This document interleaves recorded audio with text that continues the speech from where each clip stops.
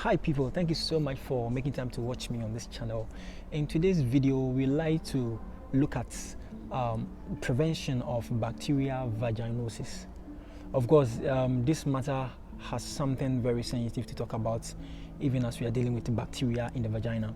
Now, one of the things we have to understand is that this infection is caused by an organism that is known as Gardnerella vaginalis, and this bacteria is actually in the vagina and it is in its right amount. Now, the moment there is an overproduction of this bacteria, it starts to become infectious, and then as time goes on, the individual will begin to experience burning sensations, bad smell, quite offensive, and also fluid that's discharged that's coming out of the vagina.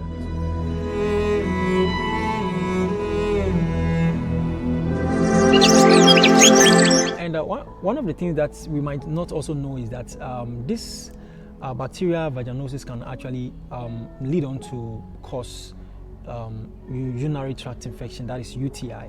And we want to look at what we can do to maintain the actual quantity of bacteria in the vagina so that there wouldn't be an overgrowth of it to start giving you that infection. Of course, that organism or that bacteria is needed in the vagina for a specific function. And we're going to be talking about the things that you can do to keep your number of bacteria that is required by the body to be in check, and the things that you can do, the thing that you have to stop, which can cause the overproduction of this bacteria, and of course that may lead to bacterial vaginosis. Now, the first one that I like to talk about is the intake of antibiotics. Now, there is a specific bacteria that keeps Gardnerella vaginalis in check.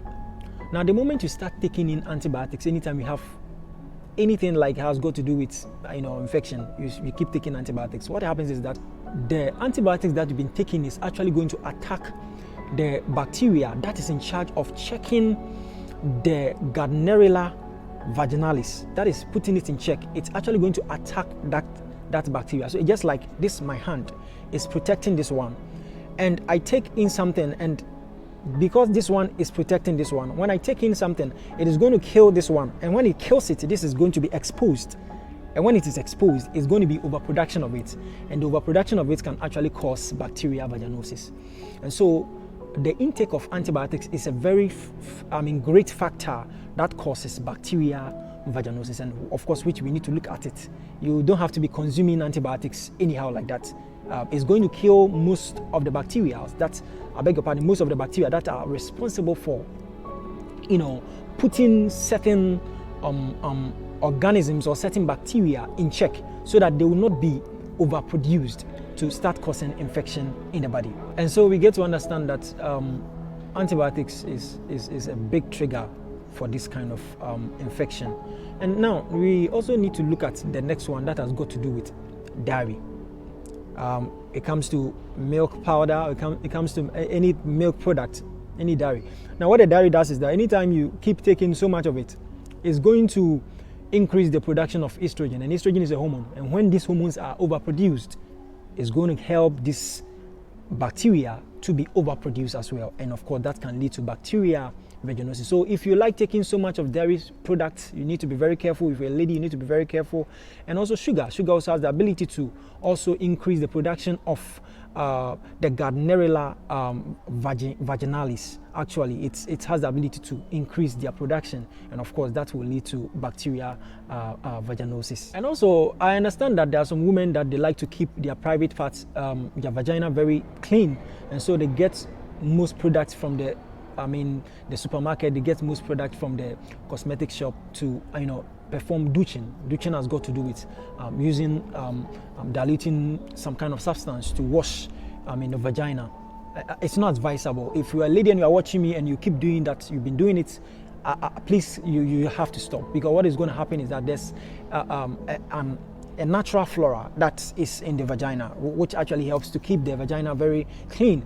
It's just like there are people that have been hired by nature to work in your vagina, and so the moment you you keep douching, you are just washing them gradually. You are just washing till it will get to a point there will not be a single flora, natural flora in the vagina to work and keep the place clean, and that is actually going to affect you. And so excessive douching is not advisable, and I think you need to consider that if you have been douching yourself excessively.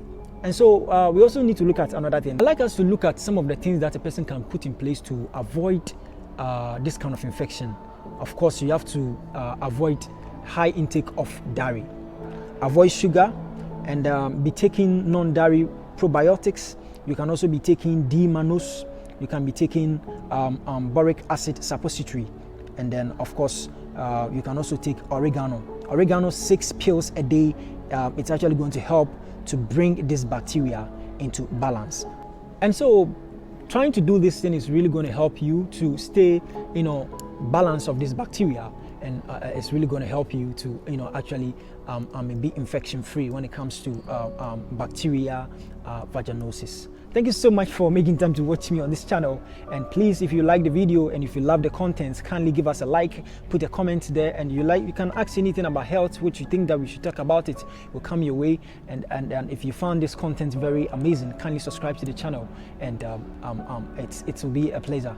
Thank you so much, and see you another time on this channel. Bye bye.